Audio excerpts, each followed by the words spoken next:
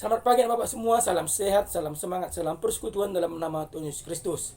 Apa kabarnya pada pagi hari ini? Kita berjumpa kembali dalam pembelajaran pendidikan agama Kristen pada hari ini. Sebelum kita belajar, kita berdoa. Ajari kami Tuhan anak-anak-Mu untuk mengerti akan firman Tuhan di dalam kehidupan kami. Amin.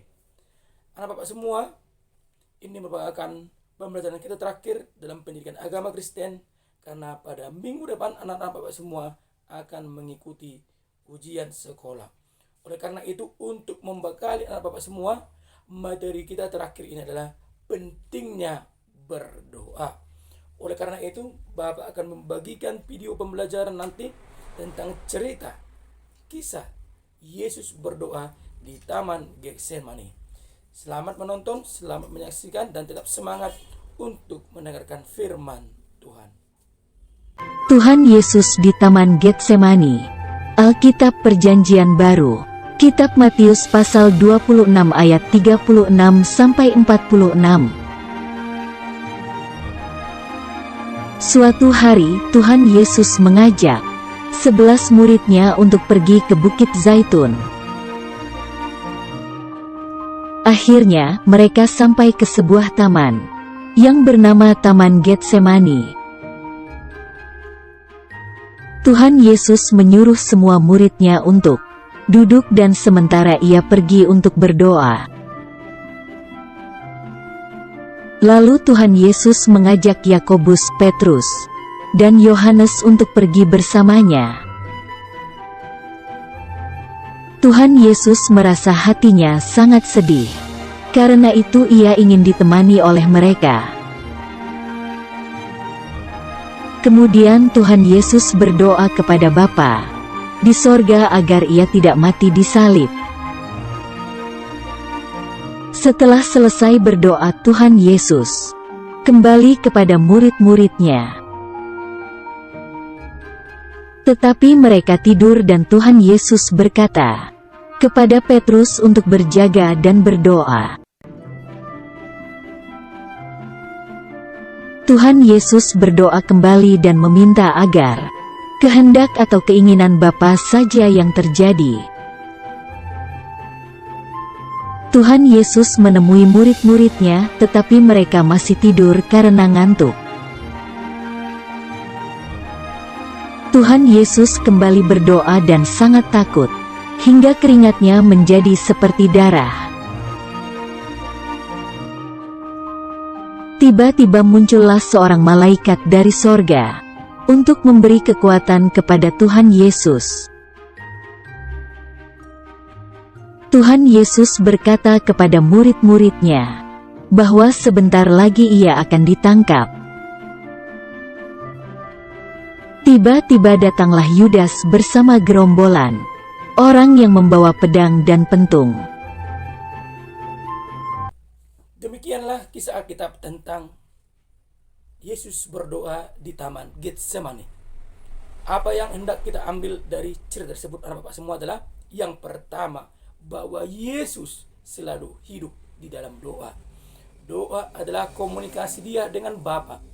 Di sanalah Yesus menyerahkan segala pergumulannya kepada Bapa di surga dalam menghadapi pencobaan yang akan dihadapi, yaitu penderitaan dan kematiannya di Golgota.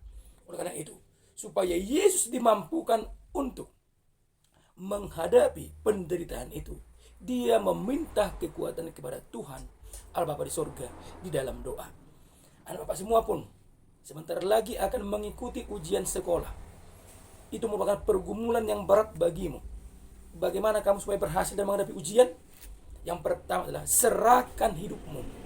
Serahkan apa yang telah kau pelajari kepada Yesus Kristus, agar engkau dikuatkan dan dimampukan untuk menjawab segala soal yang akan kau jawab di hari nantinya.